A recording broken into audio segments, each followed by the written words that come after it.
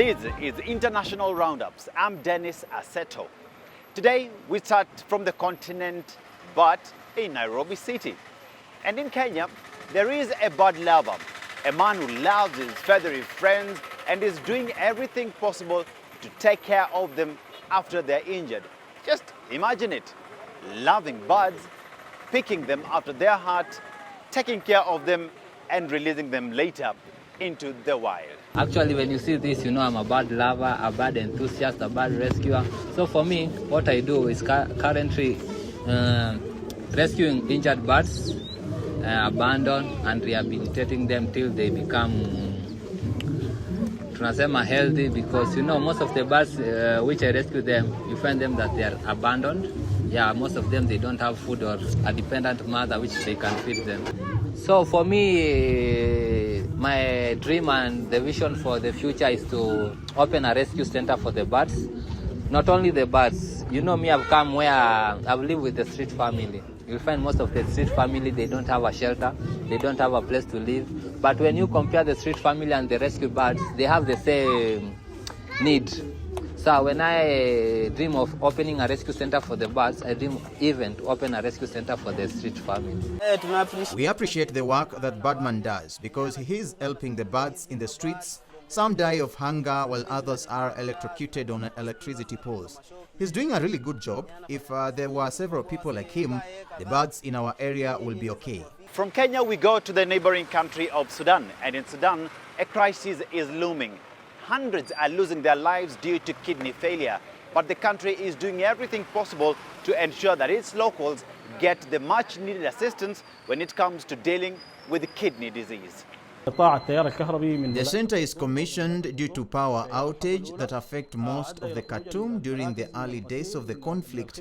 As a result, dialysis services for kidney failure patients were disrupted, causing the death of 3,800 patients. According to the latest statistics from the National Center for Kidney Disease and Surgery.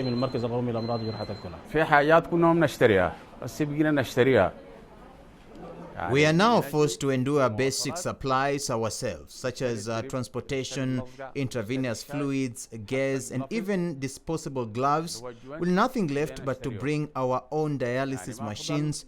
The medical staff is present, but it is the patients who will bear the financial burden. I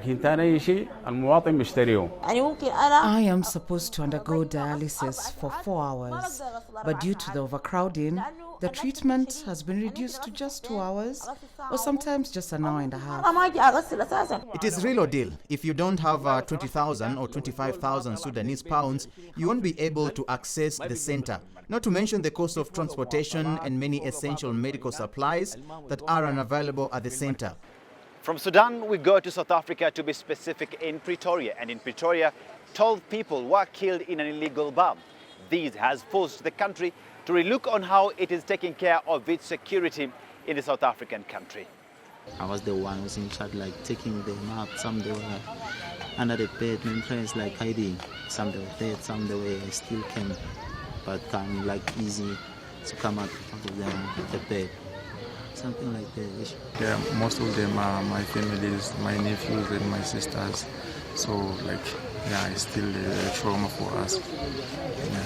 For now, we are just cleaning up, as you can see here. Yeah, but we hope like the justice system will help us and to get a closure and catch those people who did this terrible thing here. And we go to the Democratic Republic of Congo, where hundreds have fled the country to Rwanda. This despite a few days ago, both presidents from Rwanda and DRC signing that agreement in the United States of America. But many ask the question, will this peace deal finally hold? Take a look. I saw a huge fire. The situation was very dire. I saw the smoke darken in the sky and people suffering and dying. I felt helpless at that moment, and I prayed for God to help us. Here in Kamanyola, we saw shots coming from the direction aimed precisely at those hills. particularly the antenna over there. Other bombings hit these houses as well as the hills behind them. And even on the Rwandan side, some shells missed their target and hit part of Rwanda.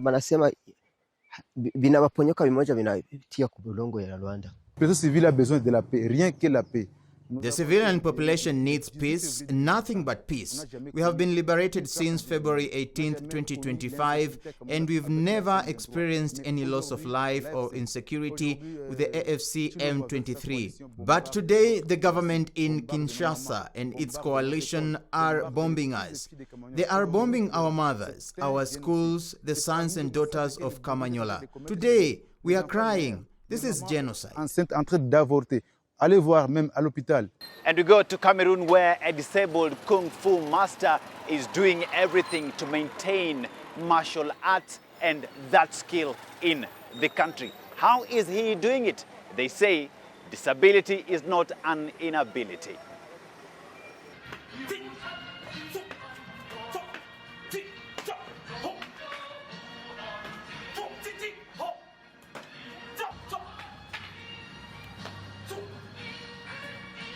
My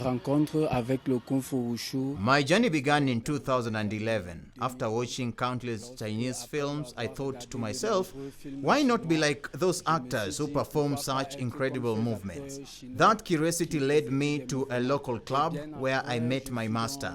Under his guidance, I learned the fundamentals of martial arts, and through dedication and practice, I eventually achieved the rank of master, a title I proudly hold to this day. I've been disabled since childhood, the result of a vaccine that was poorly administered. It has been a challenge from a very young age, something I grew up with and I had to navigate daily. Yet, this never discouraged me or stopped me from pursuing my passion with determination. When I approached the masters with my disability, they were initially a bit puzzled, thinking it will be a very tough challenge for both of them and me. I reassured them that I was committed to working with determination, and they decided to trust me. Later on, they were genuinely surprised to see me surpass their expectations. To this day, they remain proud of the work they have done, and I am proud of myself. Parents who approach me to enroll their children in this temple are often amazed by my work. They encourage my efforts and hope their children can follow in my footsteps. In this way, I have become a role model not just for the children, but also for the parents who witness the dedication and feats I accomplish in martial arts every day. To date, I have trained many students and founded a temple called the Temple of Golden Knights, where I teach the fundamentals of Chinese language, martial arts, Kung Fu, Tai Chi, as well as basic health techniques and traditional Chinese medicine on a daily basis. In the future, I hope to expand this temple and transform it into a great center of learning akin to the Shaolin or Wudang temples. To achieve this dream, I deeply need the support of kind-hearted individuals and organizations who are willing to contribute to this work and help build a legacy together with my students.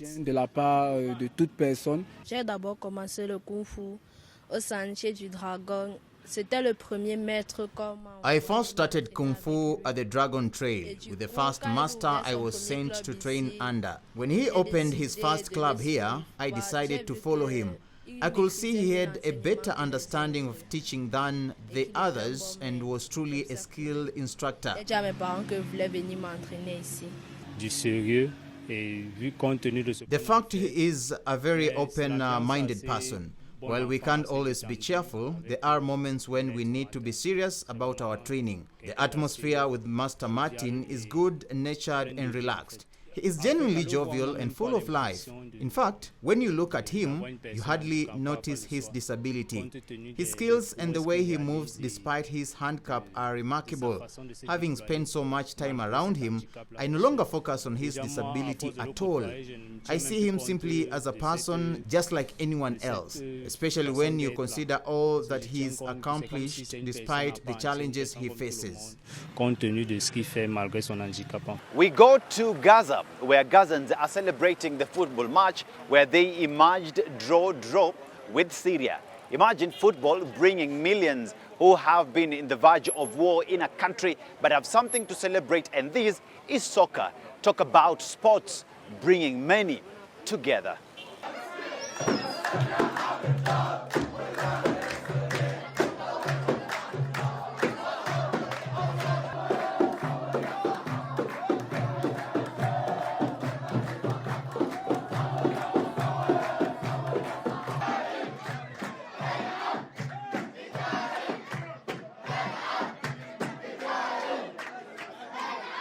And still a story about Gaza and its citizens. There has been demonstrations in Milan as thousands come out to display their displeasure on the ongoing war and calling on justice for the people of Gaza. Sempre un'istituzione, un momento importante dove La Scala's opening night is always an institution, an important moment where every year you see the parade of the so-called powerful and famous people. And since up to date, now for 2 years, the narrative on Palestine has been practically silenced by major mass media. Our protest, even though physically distant from La Scala itself, is meant to mark a break from what the mainstream, what the mass media in general do not tell. A quello che la mainstream, a quello che I mass media in generale non raccontano. Siamo qua perché Our protest today is taking place here in the square in support of Iman Shaheen, who is being illegitimately detained for statements that, certainly taken out of historical context, can be interpreted negatively and, above all, misunderstood. We are here because we are worried about the future of culture, theater and cinema in this country. With this minister who is coming here tonight and who is not welcome because we know very well his fascist origins. This minister is cutting funds for cinema. He is cutting funds for culture. This government is reallocating those funds to put them into weapons and the arms industry. We firmly oppose those policies. We are convinced that investing in culture instead brings development. Since La Scala reopened, the number of performances at La Scala increased. The city center has been filled with tourists. We have more visits to the museum in Milan, the Teatro alla Scala Museum. So theater is loved by the world. La Scala is loved, and we must enhance not only La Scala, but all theater. siamo capaci a fare queste cose, fatecele fare. From matters to do with Gaza, we then get into Israel. And in Israel, President Benjamin Netanyahu has said that he is not going anywhere, that he is not stepping down, he is here to stay. Why exactly? Simply because there has been calls that he steps down in order to be pardoned. But he says, I am here to stay. And we discussed, of course, how to bring an end to the Hamas rule in Gaza, because that's an essential part of ensuring a different future for Gaza and a different future for us facing Gaza. We finished the first part, as you know. Phase 1, we're almost there. We have one more hostage deceased, Hani Gvili, a hero of Israel, to return here. And then we very shortly expect to move into the second phase, which is more difficult, or equally difficult. I would say more difficult because nobody believed that with our combined action, Israel's military action in Gaza City and President Trump's effective diplomatic action in bringing the Arab and Muslim world to press Hamas to give up the hostages, nobody believed that we would achieve it, but we did. And now we have a second phase, no less daunting, and that is to achieve the disarmament of Hamas and the demilitarization of Gaza. And as I mentioned to the Chancellor, there's a third phase, and that is to de-radicalize Gaza, something that also people believed was impossible. But it was done in Germany. It was done in Japan. It's done in the Gulf states. It can be done in Gaza too. But of course, Hamas has to be dismantled. These are challenges in front of us, but we do not shirk from them. We think we have great opportunities. We believe there's a path to advance a broader peace with the Arab states and a path also to establish a workable peace with our Palestinian neighbors. But we're not going to create a state that will be committed to our destruction at our doorstep. And as you know, Israel is gigantic. It's 50 kilometers wide, 70 kilometers wide at its widest point. and we are obviously going to take care of our security. The one thing that we will always insist upon is that the sovereign power of security from the Jordan River, which is right here, to the Mediterranean Sea, which is right there, that will always remain in Israel's hands. And that means that Israel will control its destiny and continue to protect its security for our sake and for others as well.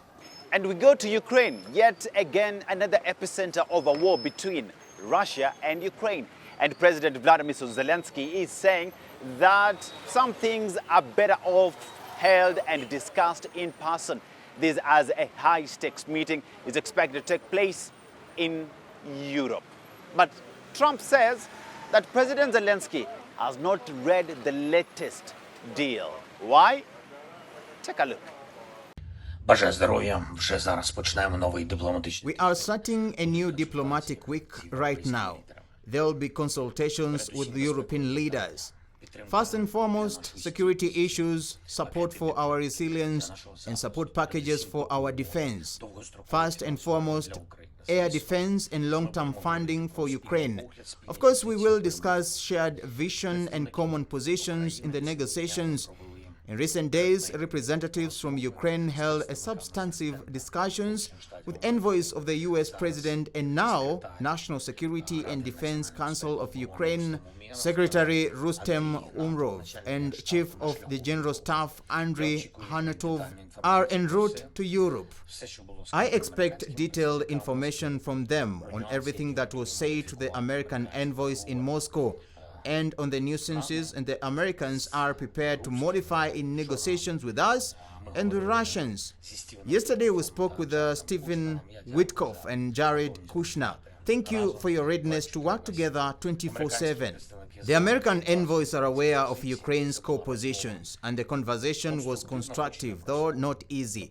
We continue our work. Some issues can only be discussed in person. Umerov and Hanutov will brief me and I will also speak to the European leaders. We have a meeting scheduled in London and Brussels.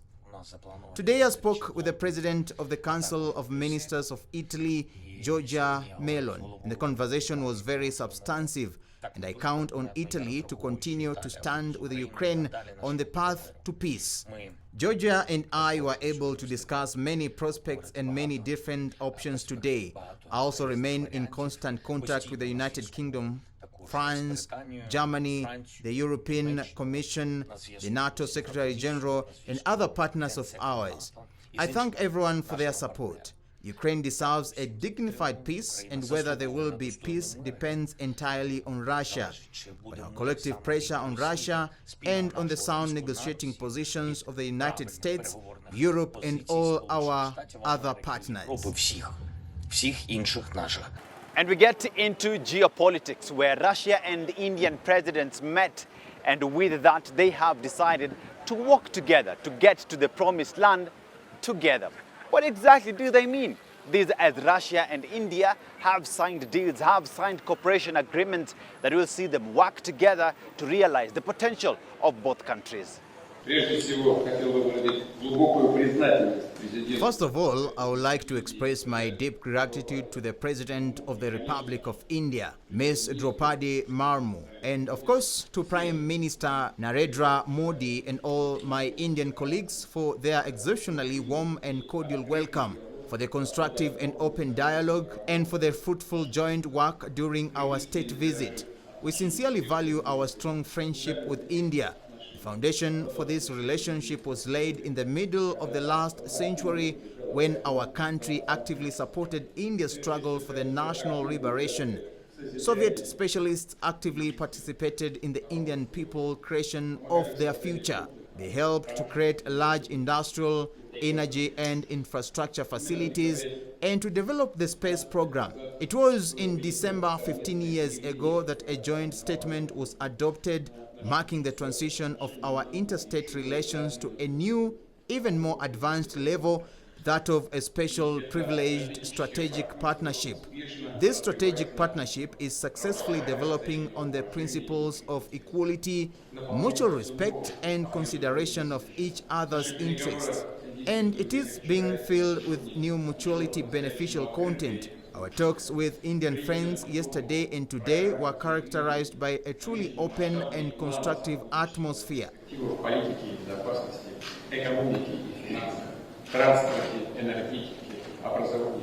And the disaster struck Sri Lanka, but to their aid is China.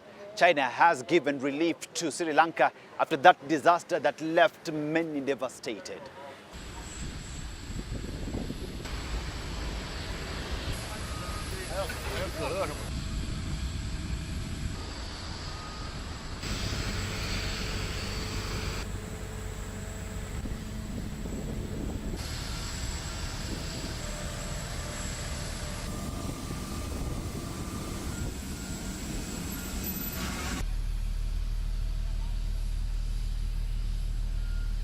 And finally, in China, there is what they call the pet fair. And these, they say, is the broad walk and the catwalk for animals. There, they came out to showcase their animals, well manicured, well combed, and showing off the skills that they have on the stage. Enjoy.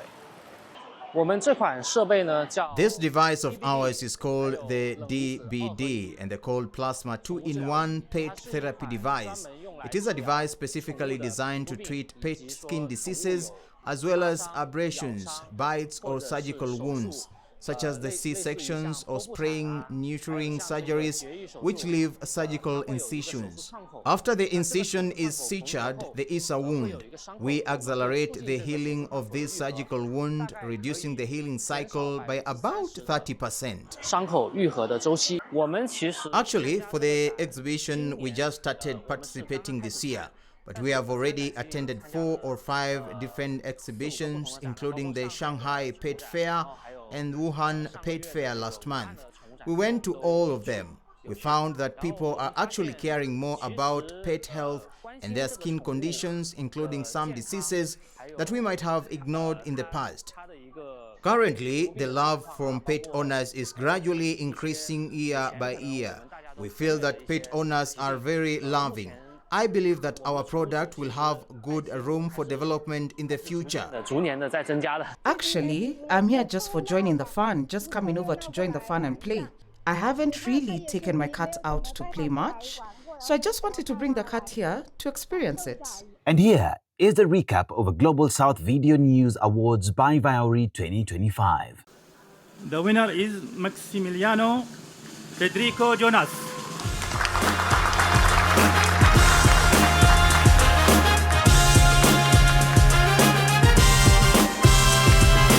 Thank you very much for this opportunity. I come from very far away from here. I come from Patagonia, and I'm a guy who loves whales, so the whales take me again to amazing place. So, thank you. So, the winner is Enrique Tomás Ortiz Sosa.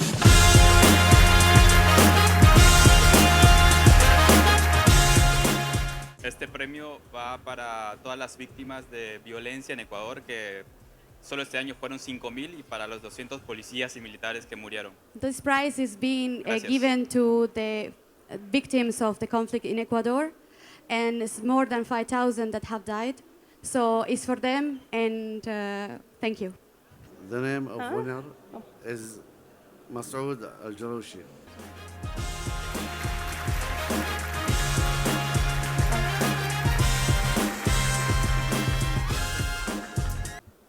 The winner is Ernest Kwame.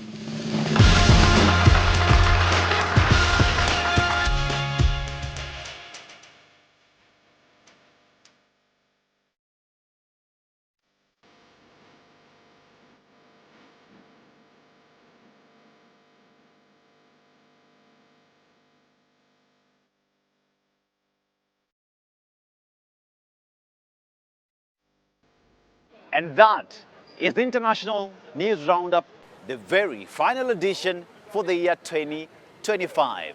KTN, in partnership with Viory, I'm Dennis Asseto.